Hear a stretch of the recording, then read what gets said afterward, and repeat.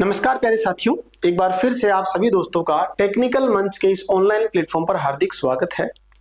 तो जैसे कि हरियाणा के अंदर अभी जो भर्तियों का सिस्टम चल रहा है वो आप सभी को पता है कि जोरों शोरों से काम शुरू कर दिया गया है। जैसे कि कल ही पीएमटी की जो लिस्ट है वो डाली गई है। उसके साथ हम जिक्र करें जो 20 ग्रुप जिनकी ज्वाइनिंग हो गई है उन पर क्या कुछ चर्चाएं चल रही है, ये हमें डिस्कस करना जरूरी भी है, क्योंकि बच्चों ने अपनी तरफ से काफी मेहनत कर रखी है और दिन रात एक करके पढ़ाई करके क्या है जॉब प्राप्त की है और ड्यूटी करें। ड्यूटी के दौरान जो हम ये इंसिडेंट देख रहे हैं दिल्ली के, आप सभी देख ही रहे हो, तो काफी ये थोड़ा सा अलग सा फील होता है कि देखो भी एक साइड तो बच्चे तैयारी भी करने के लिए सोच रहे भी तैयारी करें या ना करें, उनके माइंड में ये भी बातें चल रही है, दूसरी साइड में ड्यूटी की बातें चल रही है और तीसरी साइड में जो इंसिडेंट हम डेली देख रहे हैं। ठीक है, तो काफी जो हर्ट फील होती है बातें, गवर्नमेंट को भी इसके बारे में थोड़ा सा विचार करना चाहिए। बच्चे काफी आज पंचकूला गए हुए हैं, जो सीएम आवास है वहां पर सीएम साहब के सामने अपनी जो मांगे हैं वो रखने के लिए कि सर हमने मेहनत करके, हमने टेस्ट पास करके, दो एग्जाम पास करके ये जॉब हासिल की है और अब हमारे ऊपर जो ये जो संशय मंडराया हुआ है, जॉब का जो खतरा मंडराया हुआ है, इसको किसी न किसी तरह से क्या आपको सही करना पड़ेगा। तो जो हरियाणा के जो मुख्यमंत्री साहब है, सीएम साहब है, ठीक है, वो तो बिल्कुल कर सकते हैं, या फिर हम बात करें एचएसएससी के चेयरमैन सर है, ठीक है, इस चीज का किसी न किसी तरह से निचोड़ उनको निकालना ही पड़ेगा। क्योंकि मैं आप सभी को बता दूं, देखो कि बच्चे जो लगे हैं वो ऐसे तो है नहीं भी किसी ने कोई फर्जी काम से लगे हैं, फर्जी तरीके से तो कोई लगा नहीं है। सभी ने क्या है दिन रात एक करके मेहनत की है, टेस्ट दिया है, ठीक है, एग्जाम दिए हैं और जो है वो लाइब्रेरी के अंदर दिन रात एक करके पढ़ाई की है और वो भी दो एग्जाम, प्री एग्जाम, उसके बाद मेंस एग्जाम, ठीक है, पास करके बच्चों की ज्वाइनिंग हुई है। अब बच्चों का इसमें क्या कसूर है बताओ? ठीक है, बच्चों का इसमें 1% ही कसूर नहीं है। अगर जो सिस्टम में थोड़ी बहुत गड़बड़ी है उस चीज को सही किया जा सकता है। तो इसीलिए बच्चे आज काफी बच्चे जो है वो पंचकुला जा रहे हैं और सीएम आवास सीएम साहब के सामने जो है अपनी मांगे रखेंगे। और क्या कुछ मेन बात है मैं थोड़ा सा आपको दिखा देता हूं।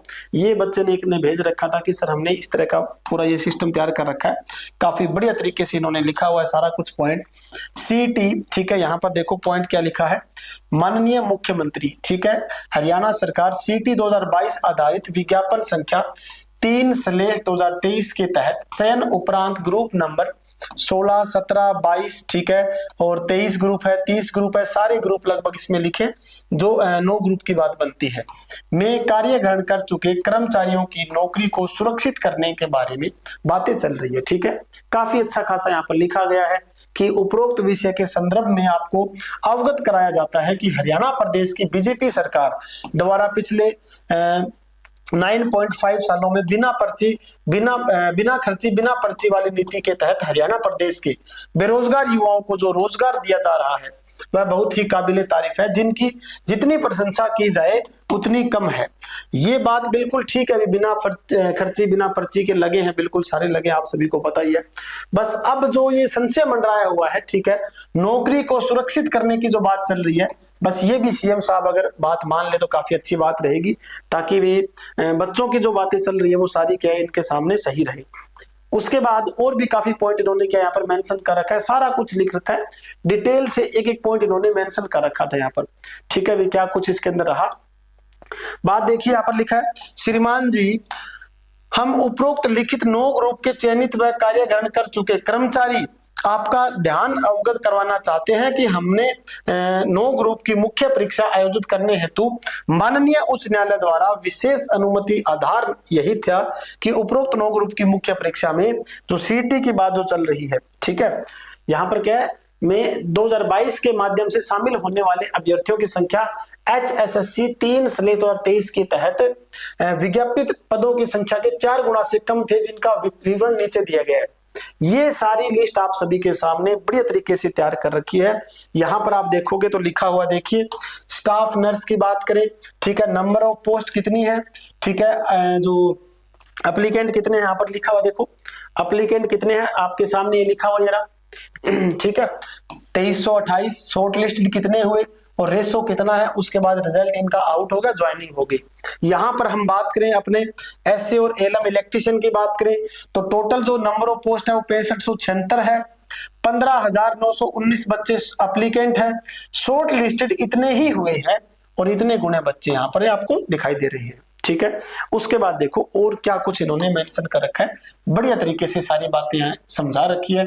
अगर इस तरीके से बात समझाओगे तो चेयरमैन सर है या फिर माननीय मुख्यमंत्री साहब है वो जरूर इस चीज को समझेंगे। ठीक है, यह स्पष्ट है कि सीईटी 2022 प्री का रिजल्ट संशोधित होने उपरांत भी उतने ही उम्मीदवार मुख्य परीक्षा के लिए शेष रहते हैं जितने पहले थे। हमारी संख्या ज्यों की त्यों है, फिर दोबारा मुख्य परीक्षा लेने क्या है अवितहीन हमारे पास ये रहेगा। अतः हम कह सकते हैं कि सामाजिक आर्थिक आधार पर मिलने वाले अतिरिक्त अंकों का कोई लाभ हमारे ग्रुप के द्वारा इस भर्ती में नहीं लिया गया और न ही सीटी प्री का रिजल्ट संशोधित होने उपरांत हमारे ग्रुप की संख्या पर कोई फर्क पड़ता है। ठीक है, तो अतः आपसे निवेदन है कि जो संभव प्रयास सरकार द्वारा हो सके करने का कष्ट करें, जिससे हमारी नौकरी सुरक्षित हो और हमारा और हरियाणा की जनता खासकर उन युवाओं का विश्वास ऐसे ही बना रहे अपनी पढ़ाई की मेहनत के दम पर सरकारी नौकरी पाना चाहते हैं जो। ठीक है, हम सब चयनित और नियुक्त प्राप्त कर्मचारी इसके लिए सदैव आपके ऋणी रहेंगे। ठीक है, ये बात इन्होंने अच्छे तरीके से समझा रखी है, बहुधीय दे रखा है यहाँ पर समस्त 9 ग्रुपों के पीड़ित कर्मचारी। ठीक है, अब आप सभी को पता है डेली ड्यूटी जो कर रहे हैं। ठीक है, ड्यूटी का जो पीक टाइम चल रहा है, इस पीक टाइम के दौरान ड्यूटी भी कर रहे हैं साथी, और डेली इंसिडेंट जो देख रहे हैं वो भी काफी थोड़ा सा क्या घबराने वाली बात है बच्चों के लिए, क्योंकि मैंने आप सभी को बता रखा है थोड़ा सेफ्टी से काम हमें करना पड़ेगा भी। ठीक है, सेफ्टी से काम करोगे तभी बात बनेगी। कल ही आप सभी ने एक इंसिडेंट देखा था, खेड़ी शायद जगह है, वहां पर काफी क्या है वो बुरा हाल हुआ वहां पर। और जो भी साथी, ये तो मैं मानूंगा भी जो एलम साथी जो लगे हुए हैं या फिर ऐसे साथी लगे हुए हैं जो ये इंसिडेंट होते हैं, लगभग पिछले 2-3 महीनों के अंदर 3-4 केस ऐसे देख लिए जो लाइनमैन साथी, इनको तो एक प्रकार का शहीद का ही पॉइंट मिलना चाहिए, क्योंकि कर्मचारी जो है ये लाइनमैन साथी जो है ये अपना कार्यरत काम कर रहे थे। ठीक है, जो अपने पब्लिक के अंदर जो काम कर रहे थे इसको करते टाइम क्या इनके साथ जो एक्सीडेंट हुआ है।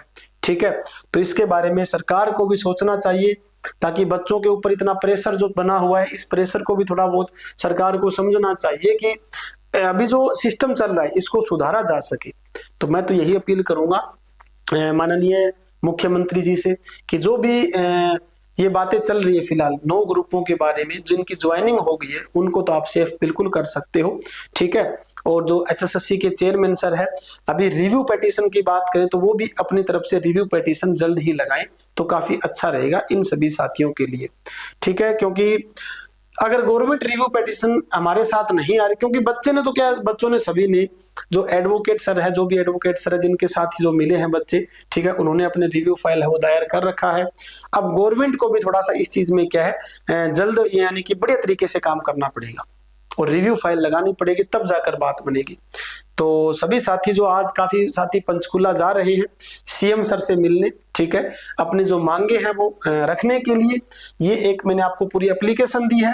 ठीक है, अपना दर्द है वो समझाने के लिए सीएम सर से मिलेंगे। उम्मीद करता हूं सीएम सर इनकी बातों को जरूर मानेंगे।